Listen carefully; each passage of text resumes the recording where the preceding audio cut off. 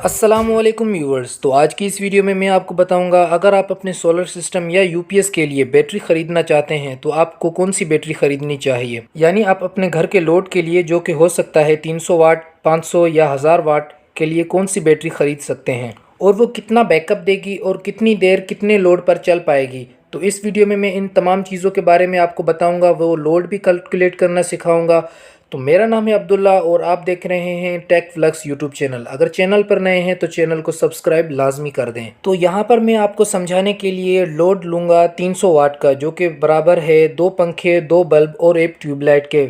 आप यहाँ 500 वाट या 1000 वाट या फिर जितना भी आपका लोड है वो कंसिडर कर सकते हैं। मैं यहाँ पर आपको समझाने के लिए लोड की वैल्यू ले रहा हूँ 300 वाट, और मैं यहाँ पर बैटरी की कैपेसिटी 200 एम्पेयर पर आवर ले रहा हूँ। यानी जब 200 एम्पेयर आवर की बैटरी 300 वाट के लोड को चलाएगी तो वो कितनी देर में डिस्चार्ज होगी, यानी कितनी देर में वो बैटरी लो होगी। आपको ये पता होगा कि हमारी मार्केट्स में कई तरह की बैटरीज मौजूद हैं, जैसे कि लेड एसिड बैटरी, जिसको कि हम तेज़ाब वाली बैटरी के नाम से जाते हैं। इसके अलावा ड्राई बैटरी और ट्यूबलर बैटरी। इसके अलावा बैटरीज़ की एक चौथी किस्म भी आती है जिसको हम जेल बैटरी के नाम से जानते हैं।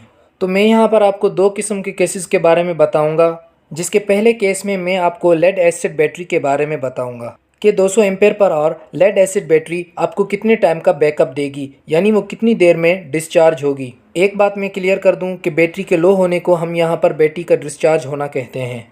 तो पहले केस में हम इस्तेमाल करेंगे लेड एसिड बैटरी यानी तेज़ाब वाली बैटरी को, जो कि 200 एम्पेयर पर आवर वाली बैटरी होगी और उस पर 300 वाट का लोड होगा। तो वो हमें कितना बैकअप प्रोवाइड करेगी। इसके लिए सबसे पहले मुझे ये पता होना चाहिए कि मेरा जो 300 वाट का लोड है वो मेरी लेड एसिड बैटरी से कितने एम्पेयर ड्रॉ करेगा, यानी उस बैटरी पर कितने एम्पेयर का लोड होगा। तो एम्पेयर निकालने का आसान सा फार्मूला मैं आपको बता दूं कि एम्पेयर निकालने का फार्मूला होता है A=P/V, जिसमें A जो है वो एम्पेयर को शो करता है और P जो है पावर को शो करता है और V वोल्टेज को शो करता है। और यहाँ पर हमारी पावर है 300 वाट और बैटरी के वोल्टेज हैं 12 वोल्ट। तो हम यहाँ पर 300 को 12 से तकसीम कर देंगे, यानी डिवाइड कर देंगे, तो हमें हमारा जवाब मिल जाएगा, जो कि होगा 25 एम्पेयर। जब आप अपने लोड की ज़रूरत के हिसाब से अपनी वैल्यूज़ पुट करेंगे तो आपको आपका जवाब भी मिल जाएगा। अब मैं आपको बताता हूँ बैटरी के बैकअप टाइम को निकालने का फार्मूला।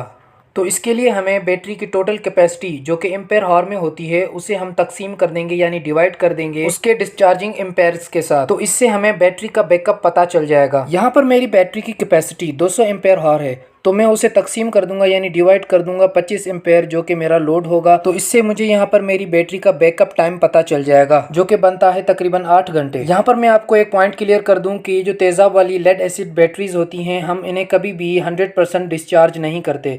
हम इन्हें सिर्फ और सिर्फ 70% तक, यानी 70% तक डिस्चार्ज कर सकते हैं, क्योंकि अगर हम इन्हें 100% तक डिस्चार्ज करेंगे तो ये डेड भी हो सकती हैं और इनके वोल्टेज भी ड्रॉप हो जाते हैं, यानी कम हो जाते हैं। और अगर किसी लेड एसिड बैटरी के वोल्टेज 8 या 9 वोल्ट पर आ जाए तो वो डेड शुमार की जाती है। इसीलिए हम लेड एसिड बैटरीज का सिर्फ 70% पावर डिस्चार्ज करते हैं। तो अब मुझे इस 8 घंटे का लेना है सिर्फ 70% टाइम।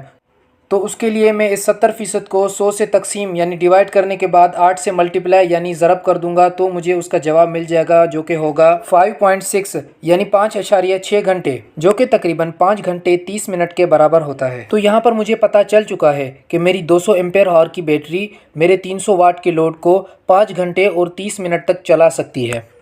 और इस बात का आपको पता होगा कि जैसे जैसे बैटरीज पुरानी होती जाती हैं तो उनका बैकअप टाइम कम होता जाता है।